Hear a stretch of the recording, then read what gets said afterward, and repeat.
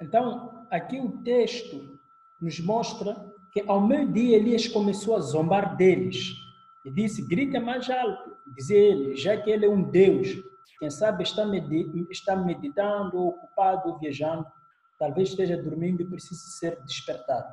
Aqui estamos a lidar com uma ironia, com uma expressão sarcástica, porque Elias sabia que aquelas orações não teriam nenhum resultado, eram contraproducentes. Mas, mesmo assim, ele usou o sarcasmo, ou seja, a ironia. Merismo. Merismo é uma substituição onde duas ideias contrastantes, extremas ou mesmo opostas, são utilizadas para expressar um todo. Por exemplo, sabes quando me assento e quando me levanto, isto é, sabes tudo o que faço. Assentar e levantar, estamos diante de duas ideias opostas, mas expressam um todo quando diz, sabes tudo o que eu faço. Aqui diz, sabes quando me levanto, ou quando me assento, quando me levanto. E isso tudo resume que o Senhor sabe tudo quanto eu faço, ou tudo o que faço. Regra especial número 5, símbolos. Examine os símbolos cuidadosamente para poder determinar o propósito e o significado da representação. Um símbolo é uma palavra ou frase que substitui ou representa outra coisa. Seu propósito é ilustrar ou deixar mais claro. Por exemplo, Jesus Cristo como o Cordeiro de Deus. O Cordeiro aqui é tomado como símbolo de Jesus Cristo. Agora, é preciso ter cuidado, pois um símbolo pode se referir a mais de uma pessoa. Vamos dar um exemplo. A Bíblia se refere tanto a Satanás quanto a Cristo como leão. Em 1 carta de Pedro 5 diz que nós temos que vigiar porque o ladrão, né? O nosso inimigo anda ao derredor procurando como leão procurando quem possa o tragar. E também nos mostra o texto que Cristo, fora desse texto, outro que Cristo ele é o leão da tribo de Judá. Agora, como é que nós podemos distinguir se o leão também representa Cristo e também simboliza o diabo? Qual é a forma de distinguir isso?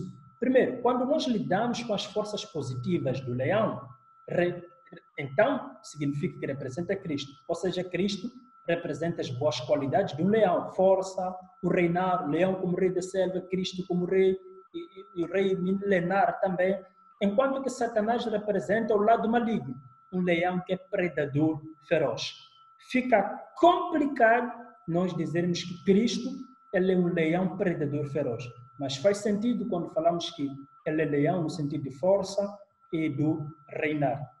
Outros exemplos, Jesus Cristo é simbolizado pelo cordeiro, leão, rocha, videira, raiz, pedra de tropeço. O Espírito Santo é simbolizado com água, óleo, vento, pomba.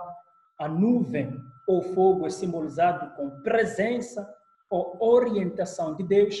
E o dragão, serpente, neste caso Satanás, simboliza Satanás. Só que na serpente é preciso termos cuidado, porque nem sempre a serpente representou Satanás.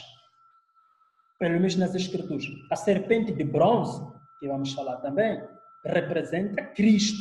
Mas outras serpentes, claro que sim, é uma representação de Satanás. Chifre representa força, chaves representam autoridade. A preocupação vossa agora é o que a pá representa, ou seja, simboliza. Outra regra especial de interpretação são as tipologias, os tipos. Examine os tipos para certificar-se de que existe uma correspondência direta entre o exemplo do Antigo Testamento e sua contraparte no Novo. Um tipo é um padrão, um exemplo, um prefigurar, uma sombra contidos no Antigo Testamento de um evento ou pessoa do Novo Testamento. Coisas que estão no Antigo Testamento que apontam para o que vai acontecer no Novo Testamento. Por isso, se diz que o Antigo Testamento é sombra do Novo Testamento. o tipo do Antigo Testamento é cumprido em seu antitipo neotestamentário. Significa, no Novo Testamento, nós temos o antitipo do tipo que está no Antigo Testamento. Existem, entretanto, alguns eventos ou pessoas do Antigo Testamento que predizem ou que prefiguram o que haverá de ficar claro no Novo Testamento. Então, nós estamos ainda a avançar na ideia de um tipo é um padrão, um exemplo, prefigurar uma sombra, como diz no Antigo Testamento, de um evento, uma pessoa do Novo Testamento. O tipo do Antigo Testamento é cumprido em seu antitipo no neotestamentário do Novo Testamento.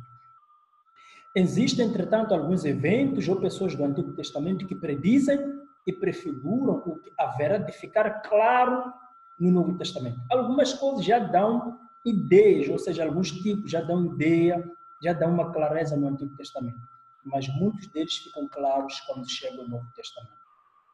Por exemplo, Adão foi um tipo imperfeito do homem. Adão foi um tipo imperfeito do homem, prefigurando Cristo como homem perfeito. O primeiro Adão, o último Adão.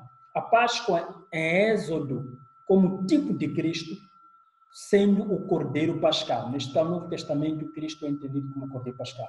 Melquisedeque é o tipo de sacerdote de ordem em que Cristo viria. Cristo é o seu antítipo. A serpente de bronze no deserto como sombra de cura que Cristo traria na cruz. Vejam que neste caso, se formos a tratar de simbologia, a serpente aqui já prefigura, mostra ou representa Cristo que no Novo Testamento viria na cruz para quem crê nele fosse sarado, ou seja, tivesse vida eterna. Algumas salvaguardas. É preciso haver uma correspondência ou semelhança significativa entre o tipo do Antigo Testamento e seu antítipo do Novo Testamento. Não é só puxar coisas, tentar forçar coisas. É preciso ver se de fato há correspondência significativa para isso. O antítipo do Novo Testamento precisa ser maior e preencher o verdadeiro significado do tipo do Antigo Testamento. O Novo Testamento deveria identificar claramente o evento ou pessoa do Antigo Testamento como sendo um tipo, não é? Então, a partir daí sim, vai se aceitar ou vai se assumir como antítipo do tipo. Estes são os exercícios que vocês farão. Regra especial número 7 são profecias. Examine as passagens proféticas fazendo uso de regras gerais de interpretação, mas tome cuidado para observar as características especiais para a profecia bíblica. Por que estudamos as profecias? Primeiro porque 25% da Bíblia, quando foi escrita, era profecia. As profecias demonstram a fidelidade, a soberania e o poder sobrenatural de Deus. As profecias encorajam os crentes a ter esperança. As profecias purificam e motivam os crentes rumo a um viver piedoso. As profecias revelam o plano eterno de Deus e seu propósito ou revelação. Quais são as características da profecia bíblica? Queridos, é importante entender que o profeta do Antigo Testamento, ou mesmo o escritor neotestamentário, não conseguia ver que muitos anos poderiam separar dois eventos. Não conseguia ver o vale entre os picos das montanhas. O profeta, a separação entre os eventos, ele não conseguia prever quanto tempo, quantos anos. A época do cumprimento desta profecia de Isaías 61:2, de o Espírito do Senhor está sobre mim, me ungiu para dar liberdade aos cativos, não é?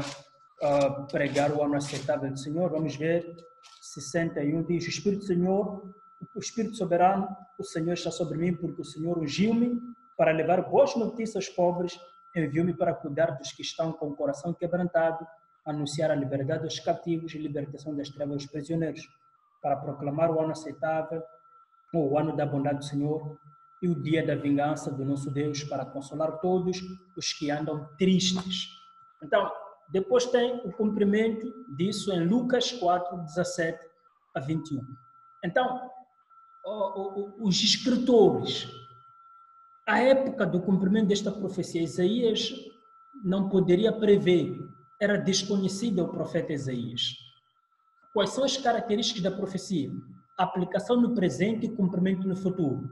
A profecia se aplica no momento e se cumpre no futuro. Se faz uma profecia em Isaías e em Mateus, lá no futuro cumpre-se. Esta profecia de Isaías tinha aplicação em seus dias, mas também olhava rumo ao cumprimento futuro na pessoa de Jesus como Messias. Estamos a falar de Isaías 7,14, não é? Onde o texto vai nos dizer o seguinte, 7,14. Por isso o Senhor mesmo lhes dará um sinal, a virgem ficará grávida e dará à luz um filho e o chamará Emanuel. Então dizemos que tinha uma aplicação em seus dias, não que estava a haver o cumprimento, mas a ideia era trazer uma esperança de que no futuro viria o Messias, ou seja, a virgem teria um filho e esse chamaria-se Emanuel.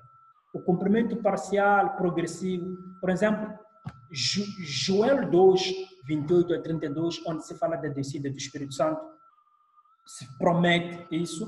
Em Atos 2, 17 a 21, nós temos o cumprimento, mas esse é um cumprimento progressivo, parcial, não é completo. Estamos a dizer que esta profecia do Antigo Testamento foi parcialmente cumprida no dia de Pentecostes, quando o Espírito Santo foi otorgado. Porém, parte da profecia, ou desta profecia, será cumprido no futuro. E muitas vezes cumpre-se parcialmente à medida que a pessoa aceita Jesus como Senhor e Salvador. Dicas de interpretação das profecias. Compare todas as passagens correlatas e paralelas. Daniel e Apocalipse, os dois livros proféticos. Considera a possibilidade de haver um longo período, centenas ou milhares de anos, entre o anúncio da profecia e seu cumprimento. Tanto Isaías como Malaquias profetizaram o ministério de João Batista nos dias do Novo Testamento, anunciando a vinda de Jesus Cristo. Saiba distinguir entre profecia já cumprida e profecia ainda por se cumprir. Exemplo da já cumprida, Isaías 44, 28, Esdras 6, 3. Isaías profetizou que Ciro haveria de permitir que os judeus reconstruíssem um templo. 200 anos mais tarde, vemos o cumprimento disso na pessoa de Esdras, quando os judeus receberam permissão de Ciro para voltar a Jerusalém. Ainda por se cumprir, Jeremias 31, 31 a 34, a nova aliança no que diz respeito a Israel. É algo que não vai se cumprir agora, vai levar um tempo. Identifique as figuras de linguagem e a linguagem simbólica. Estamos a dizer que as profecias possuem figuras de linguagem e interprete de acordo, sobretudo quando lidamos com Apocalipse, com Daniel, temos muitas figuras de linguagem. Em Apocalipse 6, 1 a 12, o que cavalga num cavalo branco é um símbolo de anticristo. Mas repare que Apocalipse 9, 19, 11, que Cristo também é retratado como alguém que em sua segunda vinda vem montado num cavalo branco. Por isso, o texto é que vai determinar de que personagem se trata, do anticristo ou de Cristo. E não logo atirarmos que o cavalo branco já diz Cristo, significa Cristo ou significa o anticristo. Vai para o texto, porque senão pode pregar uma passagem ou ensinar uma passagem que fala de Cristo, usando esse símbolo, essa simbologia, e você aplicar para anticristo. E aí é um outro problema de heresia. Certifique-se que a interpretação não contradiz outros textos das Escrituras. É preciso que qualquer interpretação que é feita seja em concordância, ou seja, em conformidade com toda parte das Escrituras, ou com a Bíblia no geral. Esses são exercícios de aplicação. A última regra especial é a regra número 8, o uso do Antigo Testamento no Novo Testamento. Usos. É aqui onde eu já tinha falado, na primeira parte das regras de interpretação, queríamos ver as regras, como é que nós aplicamos, como é que no Novo Testamento se manifesta o Antigo Testamento. Aqui, como é que usamos o Antigo Testamento e o Novo Testamento? Examine o contexto de passagem do Antigo Testamento e do Novo e determine como e para que propósito o Antigo Testamento é usado no Novo Testamento. O uso do Antigo Testamento no Novo Testamento atesta o todo das Escrituras e como elas não se contradizem. Um professor, um docente, quando eu fazia a disciplina de lógica na faculdade, ele dizia que o Velho Testamento, ou seja, os escritores do Novo Testamento escreveram o Novo Testamento com o intuito de corrigir os erros que estavam no Antigo Testamento, só que caíram no mesmo erro dos que escreveram o Antigo Testamento. Para mim, foi ainda bem, porque a Bíblia nunca se contradiz. Não tinha como eles escreverem outras coisas ou escreverem coisas contrárias, contraditórias ao Antigo Testamento, porque a Bíblia não se contradiz. E ele, como homem natural, não compreende as coisas do Espírito porque elas se discernem espiritualmente. E a palavra de Deus discerne-se espiritualmente. Mais uma vez, é o que a Bíblia diz a respeito dele. Agora, qual é a importância do uso do Antigo Testamento no Novo? Compreender o Antigo Testamento é indispensável para compreender o Novo Testamento. Por isso é estranho quando ouço pessoas a dizer que eu amo o Novo Testamento e odeio o Velho Testamento. Ou nós temos crentes na igreja que lê tanto o Novo Testamento e dispensa o Antigo Testamento.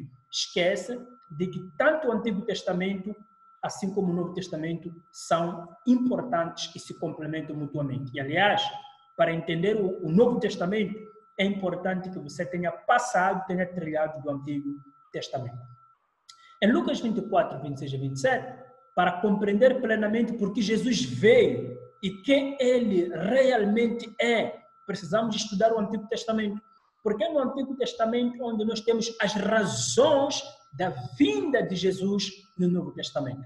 Em Gênesis 3, 16 a 17, a menos que entendamos a promessa feita a Abraão, em Gênesis 12, nesse bloco de 12 a 17, não entenderemos claramente o que Paulo diz em Gálatas. Então, estamos a perceber aqui que o Antigo Testamento é sine qua non para a interpretação do Novo Testamento. Continuando. Os escritores do Novo Testamento conheciam meticulosamente o Antigo Testamento e reconheceram a autoridade do Antigo Testamento como palavra de Deus, assim como Jesus fez. Por isso, eles citavam o Antigo Testamento com maior naturalidade e não tinham sombra de dúvida nas escrituras do Antigo Testamento. Como o Novo Testamento usa o Antigo Testamento? Com uma fórmula introdutória. Por exemplo, Mateus 4,6, está escrito. Quando o texto diz está escrito, não está a falar dos livros muratorianos ou de alguns livros de Qumran. Está a falar do Velho Testamento.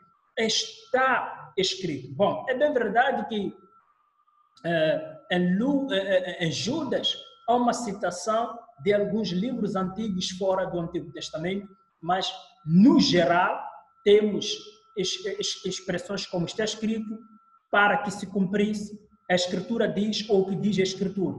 Quando se fala disso, é claramente uma citação do Antigo Testamento. Também usa o Antigo Testamento no Novo, combinando várias passagens do Antigo Testamento, ao variar o palavreado da passagem do Antigo Testamento. As palavras que são usadas, percebe-se aqui é o Velho Testamento que está a ser usado.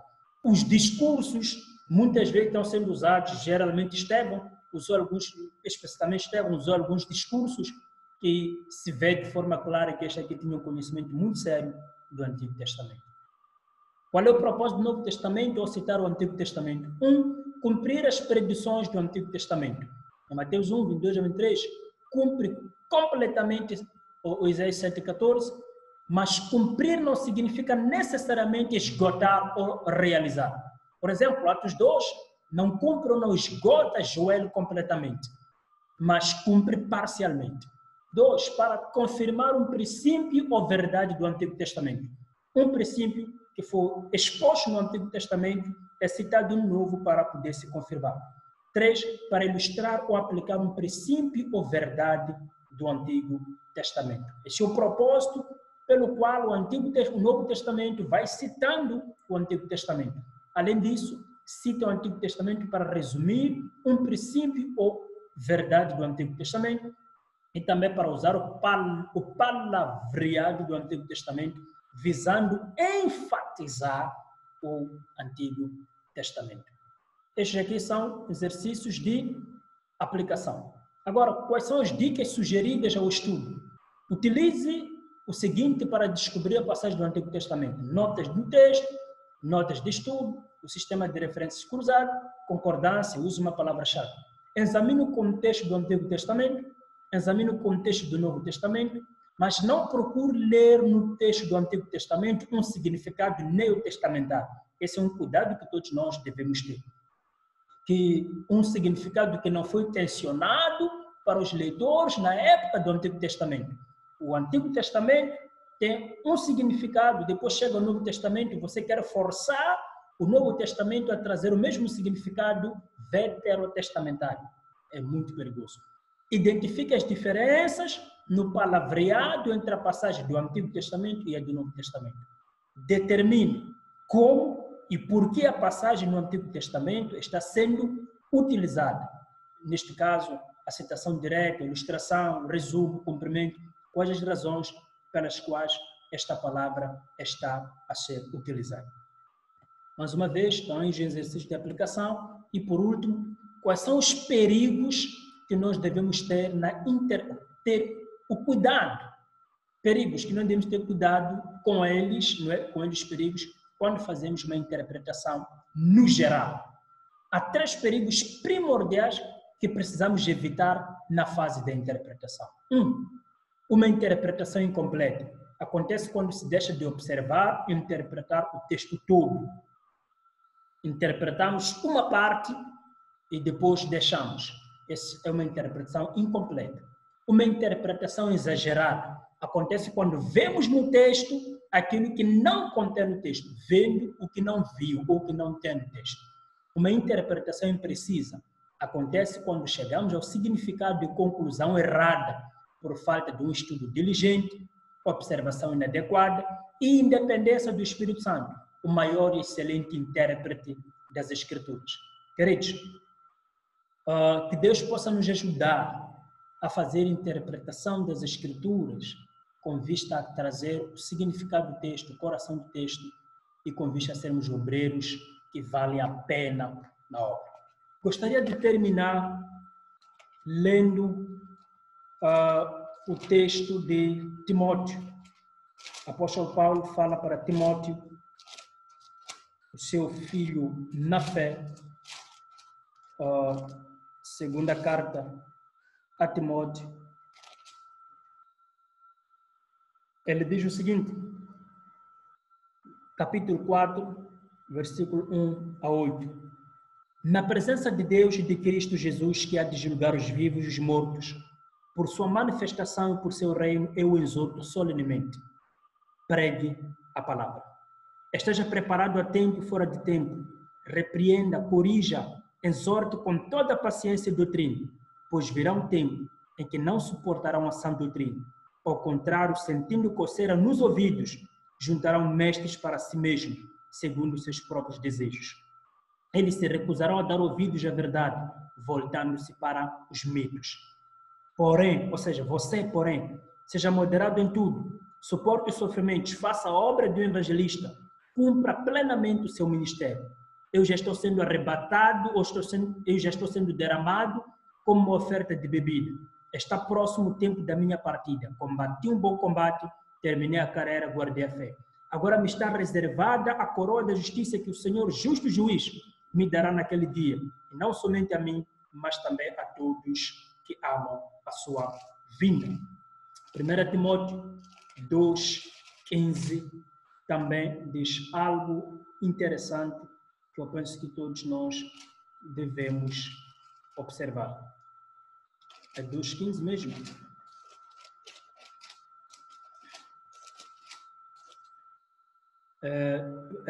Ainda é 2 Timóteo 2:15, diz: procure apresentar-te a Deus aprovado como obreiro que não tem do que se envergonhar, que maneja corretamente a palavra da verdade. Toda essa viagem que nós fizemos, o propósito último era ajudar a cada um de nós a sermos obreiros que não tendo que se envergonhar e que maneja corretamente a palavra da verdade. Quando nós não manejamos corretamente a palavra da verdade, temos muito do que nos envergonhar. Oremos. Deus, obrigado pela oportunidade que nos deu de juntos estarmos a viajar nessa disciplina de hermenêutica. Permita, Deus, que possa ser útil para os estudantes que vão se aplicar, vão abraçá-lo de todo o coração. E que os seus estudos, os seus ensinos, as suas pregações venham a melhorar, os seus aconselhamentos, discipulados, venham a ser biblicamente coerentes. Nós oramos no nome de Jesus. Amém. Obrigado, queridos. Que Deus ele possa abençoar a cada um de vocês.